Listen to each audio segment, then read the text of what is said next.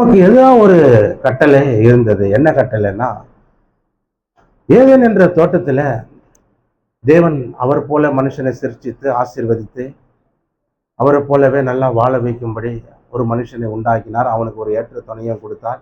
அவர்கள் பழுகி பெருகும்படி அந்த தோட்டத்தை அவர்களுக்கு ஆசீர்வாதமாய் மாற்றி கொடுத்தார். அப்பேற்பட்ட ஒரு நல்ல வாழ்க்கை வாழ்ந்த முதல் மனிதனும் மனுஷியும் சாப பிசாசு என்ற பொல்லாத பிசாசுக்கு தன்னுடைய செவியை கொடுத்து, பிசாசுக்கு தன்னுடைய செவியை கொடுத்ததுனால, பிசாசு சொன்ன வார்த்தையை கேட்டு அவர்கள் அவனுக்கு கீழ்ப்படிந்ததுனால அவன் என்ன சொல்லிட்டான்னா, இனி இந்த ஜனங்க என்னுடைய ஜனங்க, என்னுடைய கட்டளைகளுக்கு என்னுடைய சட்டதிட்டங்களுக்கு இவர்கள் செவி கொடுத்தபடினாலே நான் இவர்களை ஆளுகை செய்வேன், இனி இவர்கள் என்னுடையவர்கள் என்ற மாதிரி அவன் ஒரு கையெழுத்து போட்டான். இதான் முதல் கையெழுத்து. நல்லா கவனிங்க. முதல் கையெழுத்து ஏதேனிலே அவன் போட்டுட்டான். இவர்கள் என்னுடையவர்கள், எனக்கு கீழ்ப்படுகிறவங்க, எனக்கு செவி கொடுக்கிறவங்க, என் பேச்சை கேட்குறவங்க, இனி என்னுடைய பாவத்தையும் சாபத்தையும் நான் என்னெல்லாம் செய்யணும்னு நினைக்கிறேனோ, என்னெல்லாம் கேடுகள் என்னெல்லாம் நாச மோசங்கள் விளைவிக்க நினைக்கிறேனோ அதையெல்லாம் இவங்களுக்குள்ள திணிப்பேன் அப்படின்றது தான் அவன் போட்ட முதல் கையெழுத்து. இல்லையா? முதல் கையெழுத்து அவன் அப்படி போட்டான் பாருங்க. அப்படி போட்டான். இனி ஏன்னா பிசாசு எப்போ ஒரு மனுஷன் செவி கொடுத்தானோ, எப்போ பிசாசு சொல்ற வார்த்தைக்கு கீழ்ப்படிஞ்சானோ, கடவுள் சொன்னார் எல்லாத்தையும் சாப்பிடு, இது ஒன்றை மட்டும் விட்டுடுனாரு. ஆனா இவன் எல்லாத்தையும் விட்டுட்டான், அந்த ஒன்றை தான் அவன் எடுத்தான். அப்போ யாருக்கு அவன் கீழ்ப்படிஞ்சிட்டான்? பிசாசுக்கு கீழ்ப்படிஞ்சிட்டான். அவனுக்கு செவி கொடுத்துட்டான். அவன் பக்கம் சாஞ்சிட்டான். அதனால பிசாசு என்ன ஆச்சு, என்னுடைய எல்லா குணங்களையும் இந்த மனுஷனுக்குள்ள கடவுள் சாயலில கடவுளை போல படைக்கப்பட்ட மனுஷனுடைய இருதயத்திலே, அவனுடைய எண்ணங்களிலே, அவனுடைய சிந்தனைகளிலே, அவனுடைய நினைவுகளிலே, அவனுடைய ஆற்றல்கள் எல்லாவற்றிலுமே என்னுடைய கெட்ட காரியங்களையும் துர்குணத்தையும் அவனுக்கு திணிப்பேன். அல்லேலூயா, அல்லேலூயா. கர்த்தர் நல்லவர். அப்ப இப்படித்தான் மனுஷனை கட்டுப்படுத்தி அவன் கட்டுப்பாட்டுக்குள்ள கொண்டு வந்துட்டான். அன்றிலிருந்து இன்றைய வரைக்கும் அப்படியே அவனுடைய குணங்கள் எல்லா மனுஷனுக்குள்ளமே உருவானது. அப்படிதான் தோன்றப்பட்டது.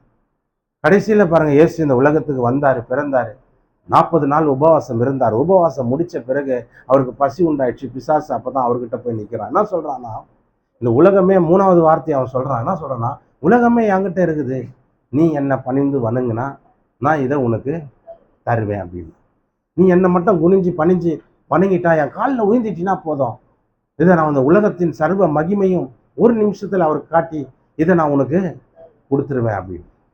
அதுக்கு அவர் என்ன சொல்றாரு, அப்பால போ சாத்தானே, கடவுள் ஒருவரை தவிர வேற யாரையும் ஆராதனை செய்யக்கூடாது, பணியக்கூடாது, வணங்கக்கூடாது.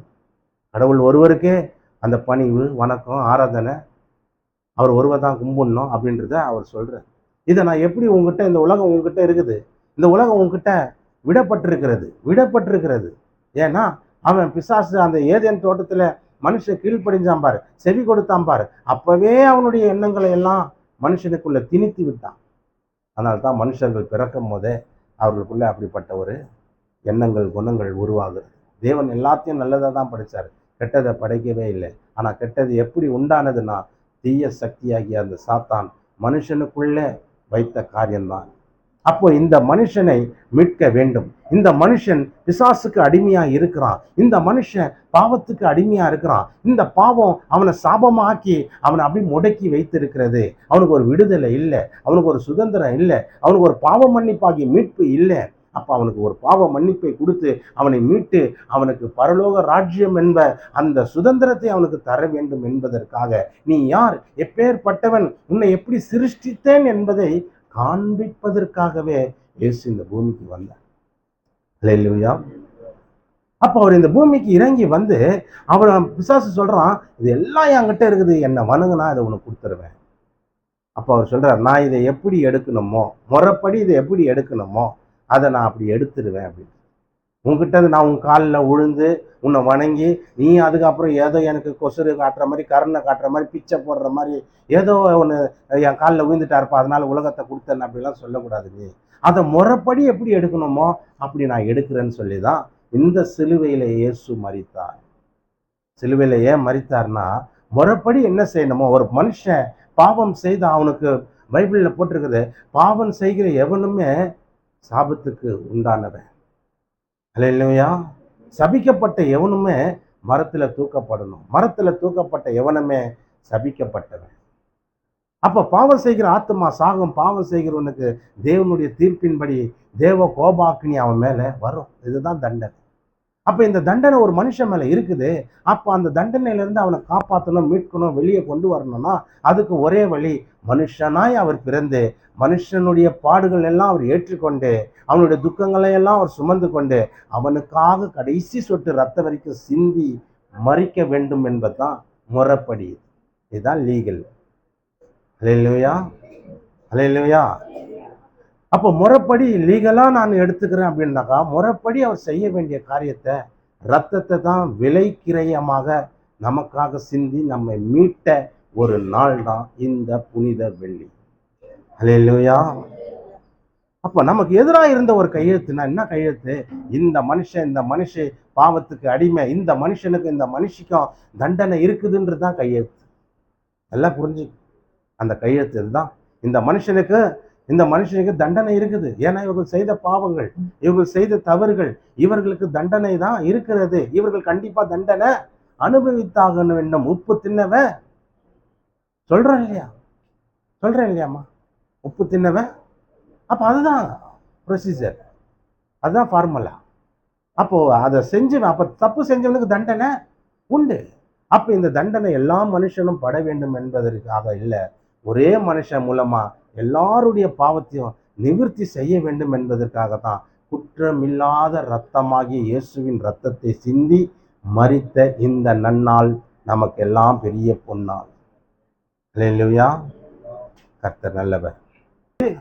அக்கிரமங்கள் எல்லாவற்றையும் உங்களுக்கு மன்னித்து நமக்கு எதிரிடையாக கட்டளைகளால் நமக்கு விரோதமாக இருந்த கையெழுத்தை குலைத்து அதை நடுவில் இராதபடி எடுத்து சிலுவையின் மேல் ஆணி அடித்தார். துரைத்தனங்களையும் அதிகாரங்களையும் உரிந்து கொண்டு வெளியரங்கமான கோலமாக்கி அவைகளின் மேல் சிலுவையில வெற்றி செய்தார். அற்புதமான ஒரு வார்த்தை பாருங்க. அல்லேலூயா. அப்போ அந்த கையெழுத்து போடப்பட்ட அந்த சீட்டை எடுத்து சிலுவையில் ஆணி அடிச்சிட்டாங்க. எல்லாரும் பாருங்க, என் பாவங்கள் மன்னிக்கப்பட்டது இயேசுவின் மூலமா. அந்த அந்த அந்த அந்த கையெழுத்து போட்ட சீட்டை எடுத்து மேலே ஒரு ஆணி அடிச்சார் சிலுவையில். அப்போ எல்லாரும் பார்க்கணும் என்னன்னா, அதை பாரு, என் பாவங்கள் இயேசுவின் மூலமா மன்னிக்கப்பட்டது. அதை பாரு, என்னுடைய அக்கிரமங்கள் இயேசுவின் மூலமா நிவர்த்தி ஆக்கப்படுகிறது. அதை பாரு, என்னுடைய சாபங்கள் இயேசுவின் மூலமா மறையப்படுகிறது. அதுதான், அதை நடுவில் இராதபடி உனக்கும் எனக்கும் நமக்கும் தேவனுக்கும் நடுவில் என்ன இருக்குது? ஒரு கையெழுத்து இருக்கிறது. என்ன கையெழுத்து?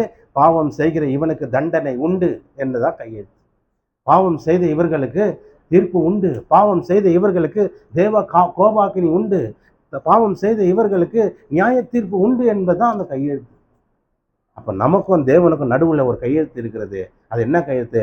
பாவம் செய்கிற ஒவ்வொருவனும் அந்த தண்டனையை அனுபவிக்க வேண்டும், அந்த தண்டனை அடைய வேண்டும் என்பதுதான். இதனாலதான் இயேசு என்ன பண்ணாரு? அவருக்கும் நமக்கும் நடுவில் இருக்கிற அந்த கையெழுத்தை எடுத்து சிலுவையில் எடுத்து ஆணி அடிச்சார், மேலே மாட்டிட்டார். அவர் சரீரத்தோடு சேர்த்து அடிச்சார். அந்த கையெழுத்தை அவருடைய சரீரத்தில் சேர்த்து ஆணி அடிச்சார். அப்போ நம்ம அதை பார்க்கும் போதெல்லாம், சிலுவையை பார்க்கும் போதெல்லாம், சிலுவைனா ஏதோ அகோரமானது, சிலுவைனா ஏதோ வேதனையானது தான், துக்கமானது தான், துயரமானது தான், வேதனை உள்ள ஒரு இடம் தான் சிலுவை. ஆனால் அதில் தான் தேவன் நமக்கு ஒரு வெற்றியை ஏற்படுத்தி இருக்கிறார். நம்ம பாவத்தை எல்லாம் அந்த சிலுவையில் ஆணியில் அடிச்சிட்டாரு, நம்ம சாபத்தை ஆணியில் அடிச்சு விட்டாரு, நம்ம பொல்லாப்பு எல்லாம், துக்கத்தை எல்லாம், எல்லா விதமான மீறுதல்களையும் அவர் சிலுவையில் ஆணி அடிச்சு வெளியரங்கமாக கோலமாக எல்லாரும் பார்க்கும்படி செய்தார். ஏதோ ஒரு அறைக்குள்ள, ஒரு ரூமுக்குள்ள, ஒரு ஜெயிலுக்குள்ள அப்படியெல்லாம் கிடையாது. எல்லாரும் பார்க்கும்படி வெளியரங்கமான ஒரு கோலமா அதை காட்டினார். பார், உனக்காக மரித்தேன், உன் சாபம் எல்லாம் அந்த சிலுவையில் ஆணி அடிச்சிட்டேன் பார்.